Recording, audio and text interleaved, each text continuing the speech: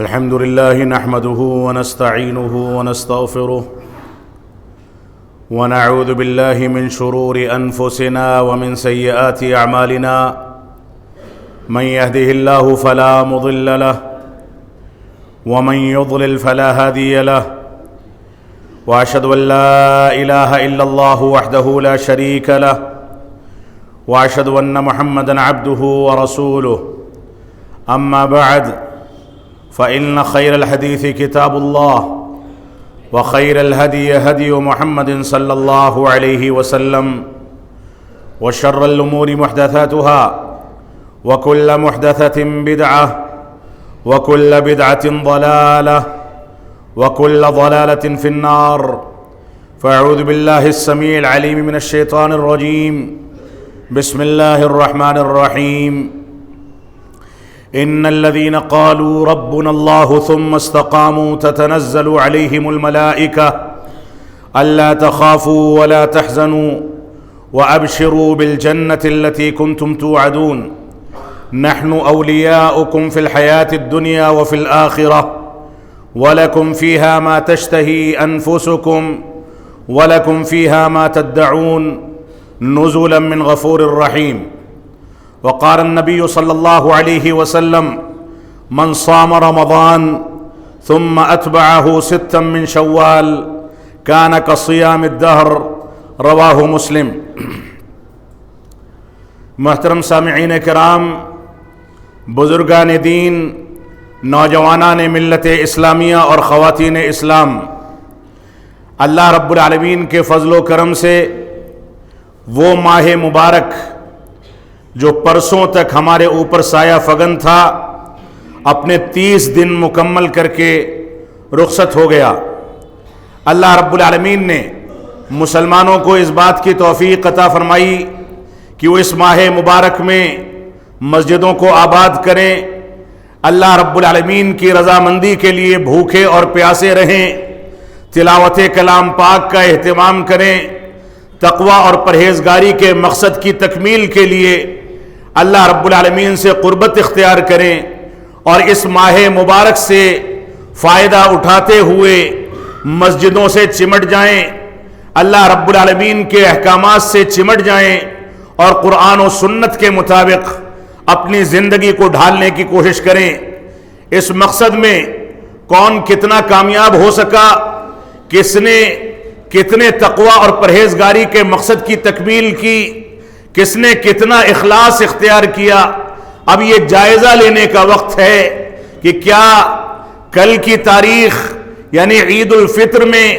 داخل ہونے کے بعد اور آج کی تاریخ یعنی عید الفطر کے دوسرے دن شوال کی دوسری تاریخ کو بھی ہماری کیفیت مسجدوں سے کم از کم فرائض اور واجبات کو ادا کرنے کے لیے اسی طریقے سے قائم ہے جیسے قائم ہونی چاہیے؟ کیا رب کائنات کی رضامندی کو تلاش کرنے کے لیے کم از کم واجبات اور بعض نوافل کی حد تک ہم اللہ رب العالمین سے اور دینی احکامات سے جڑے ہوئے ہیں؟ کیا ہم نے قرآن مجید کو مکمل طریقے سے 11 مہینے کے لیے خیر آباد کہہ دیا یا اب بھی ہمارا اس سے رشتہ قائم ہے؟ یہ جائزہ لینے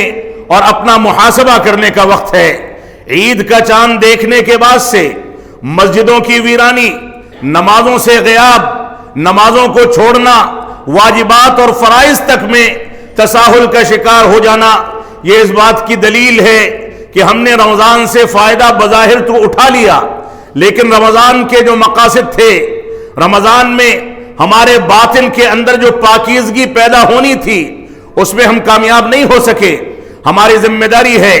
کہ ہم اس کامیابی کی جانب توجہ دیں جو کامیابی زندگی کے تمام مراحل میں اسلام پر، اسلامی تعلیمات پر، اسلامی عقائد پر، اسلامی رواداری پر، اسلامی احکام و مسائل پر قائم رہ کر کے ہم کو دنیا میں حاصل ہو سکتی ہے اور آخرت کی کامیابی بہت عظیم کامیابی ہے۔ ہماری ذمہ داری ہے کہ ہم رب کائنات کو اب بھی یاد رکھیں۔ رمضان اگرچہ گزر چکا لیکن رب کائنات باقی ہے، رمضان اگرچہ گزر چکا لیکن دین کے احکامات اب بھی باقی ہیں، رمضان اگرچہ گزر چکا لیکن قرآن مجید اب بھی زندہ ہے، رمضان اگرچہ گزر چکا لیکن مساجد میں حاضر ہو کر کے نمازوں کی ادائیگی اور اس کی پابندی اور باجماعت نمازوں کو ادا کرنے کا فریضہ اب بھی باقی ہے۔ ایسا نہ ہو کہ ہم رمضان کے گزرتے ہی شیطان کے آزاد ہونے کے ساتھ ساتھ خود بھی دینی احکامات سے آزاد ہو جائیں، دور ہو جائیں، قرآن و سنت کی پیروی کے بجائے اس سے بغاوت کر لیں، اس سے سرکشی کر لیں، اس سے دوری اختیار کر لیں۔ ہماری یہ ذمہ داری ہے کہ ہم ان باتوں پر غور و تدبر کریں۔ جو آیت کریمہ آپ کے سامنے تلاوت کی گئی سورۃ السجدہ کی، اللہ رب العالمین نے فرمایا ان الذین قالوا ربنا اللہ ثم استقاموا تتنزل علیہم الملائکہ الا تخافوا ولا تحزنوا وابشروا بالجنۃ التي کنتم توعدون۔ اللہ رب العالمین نے فرمایا جن لوگوں نے ایمان کا اعلان کر دیا، جن لوگوں نے یہ کہا کہ ہم اللہ رب العالمین پر، آسمانی کتابوں پر، فرشتوں پر اور تمام ایمانیات پر ایمان لے آئے، ایمان لائے، ایمان کے تقاضوں کی تکمیل کی، ایمان کی گہرائی کو سمجھا، ایمان کے تقاضوں کو سمجھا، ایمان کے ارکان کو سمجھا، ایمان کے واجبات کو سمجھا، ایمان کی حقیقت کو سمجھا اور اس کے بعد وہ اسی پر جم گئے۔ ثم استقاموا، پھر اس پر استقامت اختیار کر لی۔ ایمان پر جمنے کے بعد، ایمان کے تقاضوں کی تکمیل کے بعد وقتی طور پر اس پر قائم نہیں رہے بلکہ اس پر استقامت اختیار کر لی، اس پر مضبوطی اختیار کر لی، اس پر جم گئے، اس کے تقاضوں کے لیے اپنی زندگی کو تج دیا، قربان کر دیا اور یہ عزم کر لیا کہ دنیا کے تمام مراحل میں ہم کہیں بھی رہیں، مشکلات کی زندگی گزاریں، آسانی کے ایام ہوں، رات کا پہر ہو، دن کا اجالا ہو، تنہائی کی زندگی ہو، اجتماعی زندگی ہو، سفر میں ہوں، حضر میں ہوں، مسجدوں میں ہوں، گھروں پر ہوں، بازاروں میں ہوں، کہیں بھی رہیں تو ایمان کے تقاضے جہاں پر ہم کو اس بات پر آمادہ کریں کہ اب رب کائنات کو یاد کیا جانا چاہیے، اللہ رب العالمین کی اطاعت اور فرمانبرداری کی جانی چاہیے، تو وہیں پر ہم رب کائنات کے آگے جھک جائیں، اس کی توحید کے تقاضوں کی تکمیل کریں، اس کے مطابق زندگی کو ڈھالیں۔ یہ بنیادی تقاضا ہے اس استقامت کا۔ تو فرمایا ان الذین قالوا ربنا اللہ ثم استقاموا تتنزل علیہم الملائکہ، جن لوگوں نے یہ کہا کہ ہمارا رب اللہ رب العالمین ہے، اس پر ایمان لائے، اس کے بعد اسی پر جم گئے، تو انعام بتایا جا رہا ہے، اس کے ثمرات اور اس کا نتیجہ اور اس کا رزلٹ بتایا جا رہا ہے۔ فرمایا تتنزل علیہم الملائکہ، ان کے اوپر فرشتے نازل کیے جاتے ہیں، یہ پہلا انعام ہے۔ تتنزل علیہم الملائکہ، فرشتے نازل کیے جاتے ہیں اور یہ کہا جاتا ہے کہ اللہ تخافوا ولا تحزنوا، نہ تمہارے لیے کوئی غم کی بات ہے، نہ کوئی ڈر کی بات ہے، نہ ڈرنے کی ضرورت ہے، نہ غم زدہ ہونے کی ضرورت ہے، کیونکہ تم نے ایمان لا کر کے رب کائنات کو اپنا رب تسلیم کر کے اس پر مضبوطی اور استقامت اختیار کر لی ہے، اس کے تقاضوں کو زندگی کے تمام مراحل میں اپنانے کا عزم اور وعدہ کر لیا ہے۔ تو فرمایا اللہ تخافوا ولا تحزنوا، ان سے یہ وعدہ کیا گیا ہے کہ ان کے لیے نہ کوئی خوف ہوگا، نہ ڈر ہوگا، نہ کوئی غم ہوگا۔ وَأَبْشِرُوا بِالْجَنَّةِ الَّتِي كُنْتُمْ تُوعَدُونَ، اور اس کے بعد مزید خوشخبری سناتے ہوئے کہا گیا وَأَبْشِرُوا بِالْجَنَّةِ، ان کو بشارت دے دی جائے اس جنت کی جس جنت کا اعمال صالحہ کے نتیجے میں، اخلاص کے نتیجے میں، تقوی کے نتیجے میں، ایمان کے نتیجے میں، عقیدے پر استحکام حاصل کرنے کے نتیجے میں، توحید پر استحکام اور اتباع سنت اور منہج صحابہ پر چلنے کے نتیجے میں جس کا ان سے وعدہ کیا گیا ہے۔ تو اللہ رب العالمین نے فرمایا ان سے اس جنت کا وعدہ اور اس کی تکمیل کی بات یہاں پر کہی جا رہی ہے، جس کا وعدہ رب کائنات نے ان سے کیا، اور اس کے بعد فرمایا رب کائنات نے اس استقامت کو رمضان کے بعد بھی اعمال صالحہ پر قیام اور اس پر باقی رہنے کو، اس کے نتیجے میں رب کائنات نے آگے فرمایا نحن اولیاؤکم فی الحیات الدنیا وفی الآخرہ، ہم دنیا کے اندر اور آخرت میں تمہارے ولی اور تمہارے دوست ہیں، تمہارے نگہبان ہیں، تمہاری حفاظت کرنے والے ہیں، تم کو ہر موقع پر سہارا دینے والے،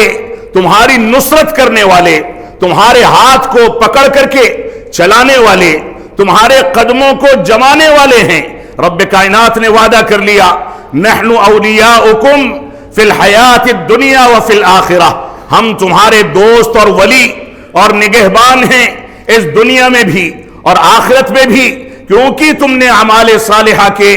اس اسلوب کو اختیار کیا تھا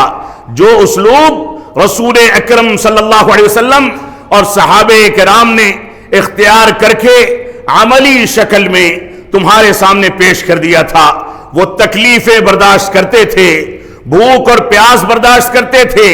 ساری مشکلات برداشت کرتے تھے، لیکن دین پر آنچ آ جائے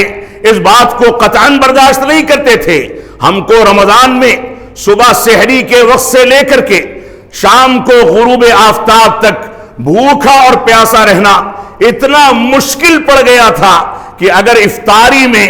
شربت اور ٹھنڈی چیزیں ہم کو دستیاب نہ ہو تو گھر میں جنگ چھڑ جائے، ساری نعمتیں جن سے دن بھر ہم دور رہے ان چیزوں کو رات بھر میں مکمل کر کے ہم ایک جانب اپنی صحت کو برباد کرتے ہیں، اور رمضان کے رات کے پہر جو عبادتیں کی جانی تھیں زیادہ کھانے کے نتیجے میں سستی اور کاہلی کا شکار ہو کر کے اس سے بھی دور ہو جاتے ہیں۔ تو یہ صحابہ کرام تھے، رسول اکرم صلی اللہ علیہ وسلم تھے کہ ان کو پورے سال کچھ کھانے کو نہیں ملتا تھا، افطار میں کھجور پانی مل گیا تو بڑی نعمت ہے۔ 3 مہینے تک گھر میں چولہا نہیں جلتا تھا، کھانے پینے کا سامان دستیاب نہیں ہوتا تھا، بھوکے اور پیاسے رہتے تھے۔ یہ کیفیت ان کی پوری زندگی میں گزرتی تھی۔ اللہ کے نبی صلی اللہ علیہ وسلم کے بارے میں اما عائشہ فرماتی ہیں کہ جب آپ مرض الموت میں مبتلا تھے، صحیح بخاری کی روایت ہے، تو آپ کے گھر کے طاقوں میں تھوڑی بہت جو یا تھوڑا بہت گیہوں جو پڑا ہوتا تھا، جب اس کو تلاش کیا گیا تو سب کچھ خالی ملا۔ آپ بلبلا رہے تھے، تکلیف سے دوچار تھے، آپ کے اندر بیماری کی شدت تھی، جسم کا درد تھا، چلنے کی طاقت نہیں تھی، بیٹھنے کی طاقت نہیں تھی، گفتگو کرنے کی طاقت نہیں تھی۔ اما عائشہ کی پیٹھ پر کبھی ران پر سہارا لے کر کے لیٹتے تھے اور بیٹھتے تھے۔ اس حالت میں اما عائشہ فرماتی ہیں کہ ہم کو کچھ نہیں ملا تو ایک یہودی پڑوس میں رہتا تھا، اللہ کے نبی صلی اللہ علیہ وسلم کی زرہ لے کر کے گروی رکھی گئی اور 2 سا جو ادھار لے کر کے اللہ کے نبی صلی اللہ علیہ وسلم کے کھانے پینے کا انتظام کیا۔ ان لوگوں کی پوری زندگی اسی فاقہ کشی پر گزرتی تھی۔ اگر گھر میں کچھ نعمتیں آ گئیں تو خود اپنے پیٹ کی فکر کرنے سے پہلے فقراء اور مساکین میں تقسیم کر دیتے تھے، دوسروں کا تعاون کر دیتے تھے، مدد کر دیتے تھے۔ تو ہم کو اپنے اسلاف کی اس تاریخ کو سامنے رکھ کر کے اپنی زندگی کا محاسبہ کرنا چاہیے کہ اللہ رب العالمین نے بہت کچھ دے رکھا ہے، لیکن جتنی کچھ نعمتیں جس کے پاس ہیں شکر گزاری کا جذبہ اتنا ہی کم ہوتا چلا جاتا ہے۔ لہذا ہم اس بات پر توجہ دیں۔ تو رب کائنات نے فرمایا نحن اولیاؤکم فی الحیات الدنیا وفی الآخرہ، ہم تمہارے دوست، ولی اور نگہبان ہیں اس دنیا میں بھی اور آخرت میں بھی۔ اور اس کے بعد فرمایا وَلَكُمْ فِيهَا مَا تَشْتَهِي أَنفُسُكُمْ وَلَكُمْ فِيهَا مَا تَدَّعُونَ، اس جنت میں تم کو وہ سب کچھ ملنے والا ہے جو خواہشات تمہارے دل میں پیدا ہوتی ہیں۔ بعض روایات میں ملتا ہے کہ جنت کی نعمتوں کے بارے میں اللہ کے نبی صلی اللہ علیہ وسلم نے فرمایا ایسی نعمتیں ملنے والی ہیں مالا عین رأت جن کو کسی آنکھ نے دیکھا نہیں، اور مالا اذن سمعت نہ کسی کان نے سنا، ولا خطر علی قلب بشر اور نہ اس کا تصور کسی انسان کے دل پر گزرا ہے۔ ایسی نعمتیں جنت میں ہمارے لیے اعمال صالحہ پر استقامت اختیار کرنے کے نتیجے میں تیار کی گئی ہیں۔ تو فرمایا جنت میں وہ نعمتیں ملنے والی ہیں جن نعمتوں کی تمہیں خواہش ہوگی، اور اس کے بعد وَلَكُمْ فِيهَا مَا تَدَّعُونَ، اور جن چیزوں کا وعدہ تم سے اس دنیا میں قرآن و سنت کے اندر کر دیا گیا، حوروں کا وعدہ کیا گیا، نہروں کا وعدہ کیا گیا، پاکیزہ زندگی کا وعدہ کیا گیا، اور جو کچھ قرآن و سنت کے اندر بیان کر دیا گیا وہ وعدہ بھی اس جنت میں پورا کیا جائے گا۔ نزولا من غفور الرحیم، ساری نعمتیں ہیچ ہیں، چاہے خواہشات مکمل ہوں نہ ہوں، ہماری خواہش کے مطابق نعمتیں ملیں نہ ملیں، جنت کے اندر نہریں بہیں یا نہ بہیں، ہم کوئی بات سوچیں اور حاضر ہو جائے، یہ نعمت ہم کو دستیاب ہو نہ ہو، سب سے عظیم نعمت جس کا تذکرہ آخر اس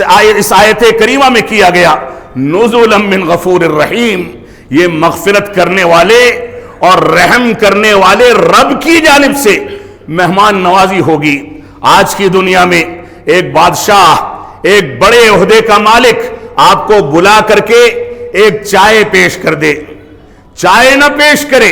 صرف آپ کو دعوت مل جائے تو ساری دنیا میں دعوت نامہ دکھا کر کے سوشل میڈیا پر آپ تباہی کھڑی کر دیتے ہیں۔ یہ بادشاہوں کے بادشاہ کی مہمان نوازی ہے، اس بادشاہ کی مہمان نوازی ہے جو کن کہتا ہے تو چیز وجود میں آ جاتی ہے، اس بادشاہ کی مہمان نوازی ہے جس نے ہمارے لیے جنت تیار کر رکھی ہے۔ لہذا اس بادشاہ کی مہمان نوازی کی خواہش رکھتے ہیں تو استقامت اختیار کریں، رمضان کے بعد بھی اعمال صالحہ کو انجام دیں، یہ ہماری ذمہ داری ہے۔ اللہ کے نبی صلی اللہ علیہ وسلم سے بعض صحابہ کرام نے یہ پوچھا، اللہ کے نبی صلی اللہ علیہ وسلم نے فرمایا تم میں سے کوئی لن ينجو احد منکم بعملہ، تم میں سے کوئی اپنے عمل کے نتیجے میں جنت میں داخل نہیں ہو سکتا۔ صحابہ کرام نے پوچھا ولا انت یا رسول اللہ، اے اللہ کے نبی صلی اللہ علیہ وسلم آپ بھی داخل نہیں ہو سکتے؟ تو فرمایا کہ نہیں، میں بھی داخل نہیں ہو سکتا۔ یہ عالم تھا آپ کے عمل صالح کا کہ نوافل پڑھتے تھے تو مبارک پیروں میں ورم آ جاتا تھا، سینے سے ایسے آواز اٹھتی تھی سجدے کی حالت میں کہ گویا کڑھائی پر کوئی چیز ابال کھا رہی ہے۔ یہ کیفیت تھی، یہ کیفیت تھی۔ صحابہ کرام بتاتے ہیں کہ نوافل، قیام اللیل، تہجد، جس کے نام پر پورے رمضان اس کی رکعتوں پر ہم جھگڑے کرتے رہتے ہیں، جبکہ سنت کیا ہے بالکل واضح ہے، اس پر لڑائی جھگڑا کرتے کرتے رمضان گزر جاتا ہے۔ اس نماز کی کیفیت یہ ہوتی تھی کہ ایک ایک رکعت میں، ایک ایک رات میں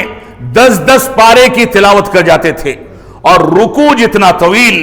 اتنا ہی طویل قیام، جتنا طویل قیام اتنا ہی طویل رکوع اور سجدہ۔ یہ عالم تھا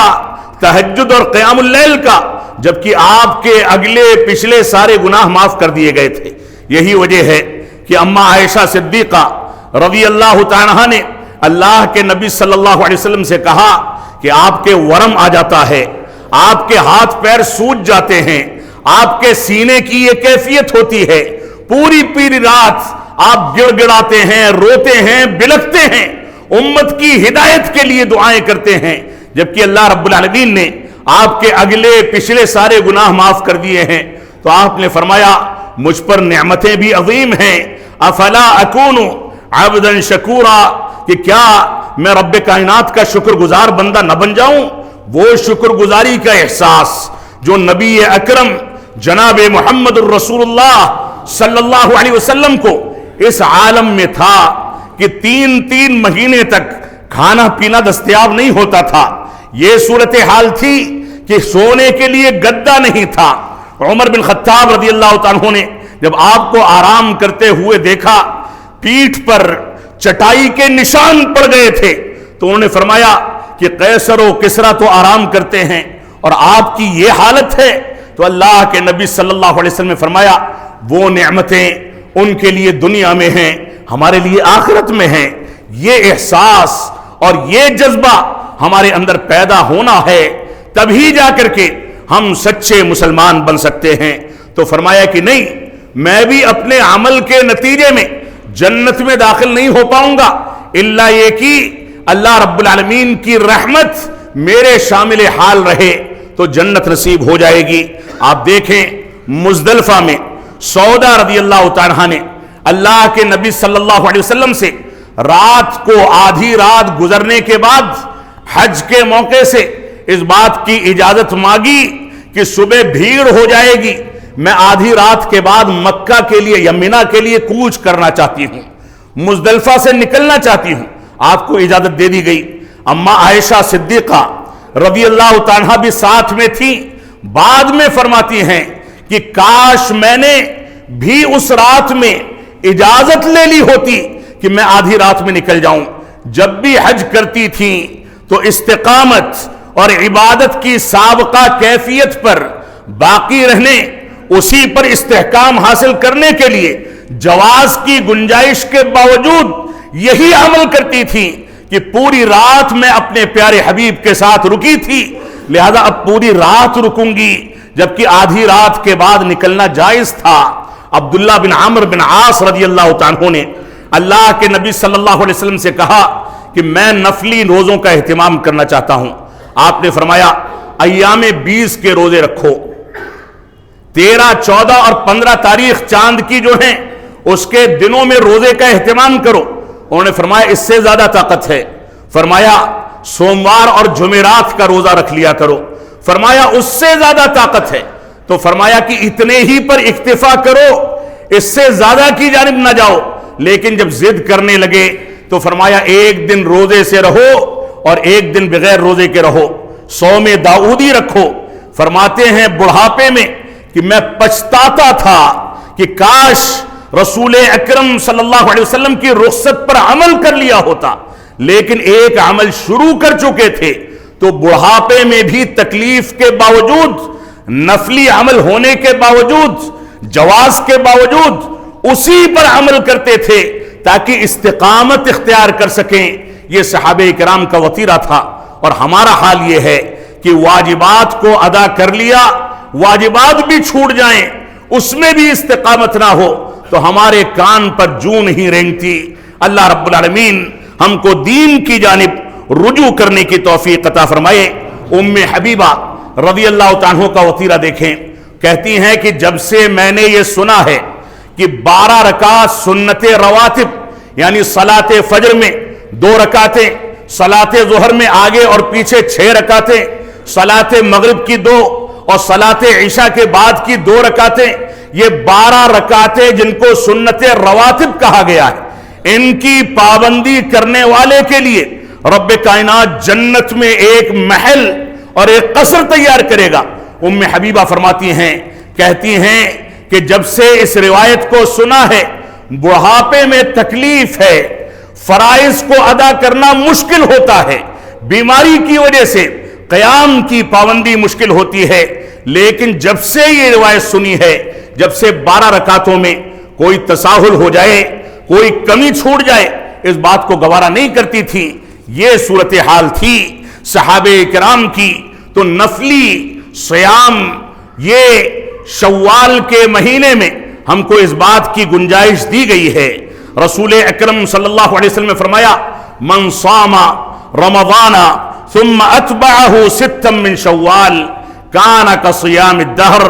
جس نے رمضان کے روزوں کی پابندی کری اور اس کے بعد رمضان کے بعد شوال کے 6 روزوں کا اہتمام کیا، گویا اس نے پورے سال روزوں کا اہتمام کیا، کہ کیونکہ رمضان کے 29 یا 30 روزے چاہے 29 ہوں تو بھی رب کائنات کی رحمت سے پورے مہینے یعنی 30 روزوں کا ثواب انسان کو دیا جاتا ہے۔ اس کو کم از کم 10 سے ضرب دے دی جائے تو 300 دن، اور 6 روزے اگر شوال کے رکھ دیے جائیں تو 60 دن، اور اسلامی سال 360 دنوں کا ہوتا ہے۔ گویا انسان پورے سال روزوں کا اہتمام کر کے زندگی گزارتا ہے۔ یہ اتنا نہیں ہے، انسان کو اس بات کی گنجائش دی گئی کہ ہر مہینے میں 3 روزے یعنی 13، 14 اور 15 تاریخوں میں روزوں کا اہتمام کر کے 10 سے ضرب دے کر کے پورے مہینے کا ثواب حاصل کر لے۔ ہر ہفتے میں وہ اگر سوموار اور جمعرات کا روزہ رکھ لے تو یہ سال بھر کے ثواب پر مستزاد ہے۔ محرم کے نفلی 2 روزوں کا اہتمام کر لے، یوم عرفہ کے روزے کا اہتمام کر لے تو یہ اس پر مستزاد ہے۔ لہذا ہمارے لیے آسانیاں بہت ساری رکھی گئی ہیں۔ تو شوال کا یہ مہینہ جس کی 2 تاریخ سے ہم گزر رہے ہیں، آپ ایک دن عید کا گزار چکے، اب کوئی آج چاہے تو اس کا روزہ رکھ سکتا ہے، کل چاہے یا پورے شوال میں چاہے اس کے روزے کا اہتمام کر سکتا ہے۔ لیکن مسلمانوں کی عادات کے تحت ہمارے ماحول میں 3 دن تک لوگوں سے عید ملنے کا رواج ہے، 3 دن چھوڑ دیجئے، اس کے بعد آپ ان روزوں کا اہتمام کیجئے، لیکن ان روزوں کا اہتمام ضرور کیا جائے۔ تو شوال کے روزے یہ پورے مہینے میں چاہے ایک ساتھ چاہے الگ الگ ایام میں جب چاہیں آپ رکھ سکتے ہیں۔ شوال میں جو سوموار اور جمعرات پڑے دونوں کی نیت کر کے آپ روزہ رکھ لیں۔ شوال میں 13، 14 اور 15 تاریخ جو پڑے اس میں یہ روزہ رکھ لیں، نیت کر لیں کہ دونوں کا ثواب ملے گا۔ اللہ کی ذات سے امید ہے کہ دونوں کا ثواب ملے گا۔ اور ایسے ہی وہ خواتین یا مرد حضرات جن کے کچھ روزے چھوٹے ہیں وہ ان ایام میں فرض روزوں کی قضا کر لیں یا فرض روزے بعد میں قضا کر لیں، لیکن ان نفلی روزوں کا اہتمام کریں۔ بعض شبہات یہ ہیں کہ پہلے فرض روزوں کی قضا کی جائے گی، اس کے بعد نفلی روزے یعنی شوال کے روزے رکھے جائیں گے، لیکن صحیح بات یہ ہے کہ اگر اس طریقے پر آپ عمل کر سکیں تو بہتر اور افضل ہے، ورنہ اماں عائشہ صدیقہ رضی اللہ تعالیٰ فرماتی ہیں کہ مجھ کو پورے سال رمضان کے فرض روزوں کی قضا کا موقع نہیں ملتا تھا سوائے شعبان کے، یعنی تقریباً 11 مہینے کے بعد جب اللہ کے نبی صلی اللہ علیہ وسلم کثرت کے روزے رکھتے تھے تب میں رمضان کے روزوں کی قضا کرتی تھی۔ لہذا قضا میں آئندہ رمضان تک اگر تاخیر کر دی جائے تو اس میں کوئی حرج کی بات نہیں، اگرچہ افضل عمل یہ ہے کہ پہلی فرصت میں قضا کر لینی چاہیے۔ ایسے ہی شوال کے روزوں کو اگر سنیچر کے دن رکھا جائے تو اس میں کوئی مذائقے کی بات نہیں، اگرچہ بعض روایات میں سنیچر کے دن روزہ رکھنے سے منع کیا گیا ہے، لیکن یہاں انسان سنیچر کے روزے کی نیت نہیں کرتا بلکہ شوال کے روزے کی نیت کرتا ہے، مناسبت کچھ اور ہے لہذا رکھا جا سکتا ہے۔ اگرچہ جمعہ کے دن خاص کر کے روزہ رکھنا مکروہ ہے، جمعہ کے دن خصوصی روزہ جو نفلی روزہ ہو اس کو رکھنا مکروہ ہے، لہذا اگر شوال کے روزے آپ کو جمعہ کے دن رکھنے ہیں تو یا تو جمعرات کا روزہ ملا لیں یا سنیچر کا روزہ ملا لیں، تاکہ اس کے اندر آگے پیچھے رکھ کر کے ایک اس میں مداومت پیدا ہو جائے اور اس کا جواز نکل آئے۔ اس طریقے پر آپ جمعے کا روزہ رکھ سکتے ہیں۔ ایسے ہی نفلی روزوں کے لیے ایک بنیادی چیز یہ ہے کہ خواتین اگر نفلی روزوں کا اہتمام کریں تو ان کو اپنے شوہروں سے اجازت لینی چاہیے۔ اللہ کے نبی صلی اللہ علیہ وسلم نے نفلی روزوں کے لیے عورتوں کو اس بات پر ابھارا ہے کہ اپنے شوہر سے ذکر کر دیں، اس سے اجازت لے لیں، لہذا شوہر سے اجازت لے کر کے نفلی روزوں کا اہتمام کرنا چاہیے۔ اور اس بات کو یاد رکھنا چاہیے کہ روزانہ ہماری زندگی کم ہو رہی ہے، ہم روزانہ قیامت سے قریب ہو رہے ہیں، روزانہ ہماری حیات کم ہو رہی ہے، ہماری سانسوں کی مقدار گھٹتی چلی جا رہی ہے، اور روزانہ ہم رب کائنات کی روزی کا استعمال کرتے ہیں، لہذا شکر گزاری کا جذبہ روزانہ گھٹنے کے بجائے بڑھنا چاہیے۔ اللہ رب العالمین سے قربت گھٹنے کے بجائے اس میں اضافہ ہونا چاہیے۔ اللہ رب العالمین ہم کو قرآن و سنت کی جانب رجوع کرنے کی توفیق عطا فرمائے۔ یہ رمضان کا مہینہ ہم کو جو ملا،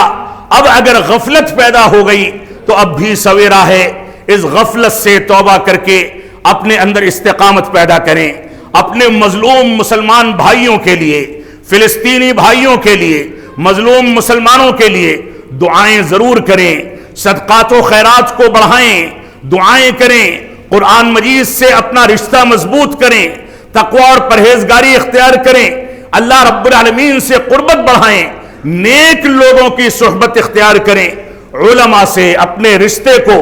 دین کو سیکھنے کی خاطر مضبوط کریں، کیونکہ یہی چیزیں آپ کو استقامت سے قریب کریں گی، یہی چیزیں آپ کو دین سے قریب کریں گی۔ آپ دعائیں کریں، یہی چیزیں آپ کو رب کائنات سے قریب کریں گی۔ اللہ رب العالمین ہم کو قرآن و سنت کی پیروی کرنے کی توفیق عطا فرمائے۔ ہم جب تک جئیں تب تک اسلام پر جئیں، جب ہمارا خاتمہ ہو تو ایمان پر ہو۔ بارک اللہ لنا ولکم فی القرآن المجید ونفعنی وإیاکم بالآیات والذکر الحمید انہ تعالی جواد کریم ملک بر الرؤوف الرحیم۔